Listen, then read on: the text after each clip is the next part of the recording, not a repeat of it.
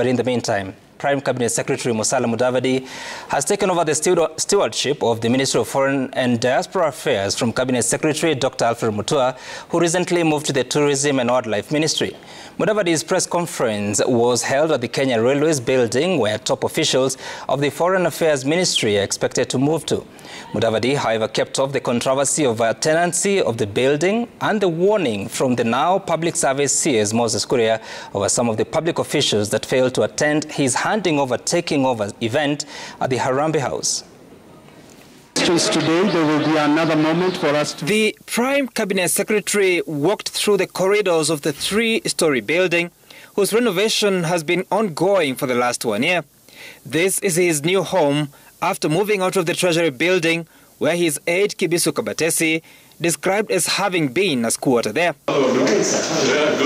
He was here to take over from Alfred Mutua, who for nearly 1 year steered the Foreign and Diaspora Affairs docket from the old Treasury building, traditionally the Foreign Affairs headquarters. It is also my pleasure to welcome officers from the Ministry of Foreign and Diaspora Affairs and request that you feel at home. I have to admit, it made me very happy to see that you're the one taking over this position, because I think anybody who knows you is that you're very diplomatic in everything that you do. Your posture, the way you walk, the way you talk. And so the two PSs will be moving from their old Treasury building offices to the Kenya Railways, marking the end of the tussle over tenancy with the public service CS Kuria. In a memo last week, Head of Public Service Felix Koskei had instructed that Mudavadi abandons his current office, which now appears to have been rescinded, albeit behind the curtain. This ministry was supposed to be headquartered at the old railway headquarters. The Prime Cabinet Secretary has requested that I leave that space to him, and as I said, there's a fellow of mine called Reverend Maina Pale OTC. I'm happy to be his neighbor. I can work from anywhere. Mimi ni mtu wa kiwaja na mimi ni mtu ya street. But there is more.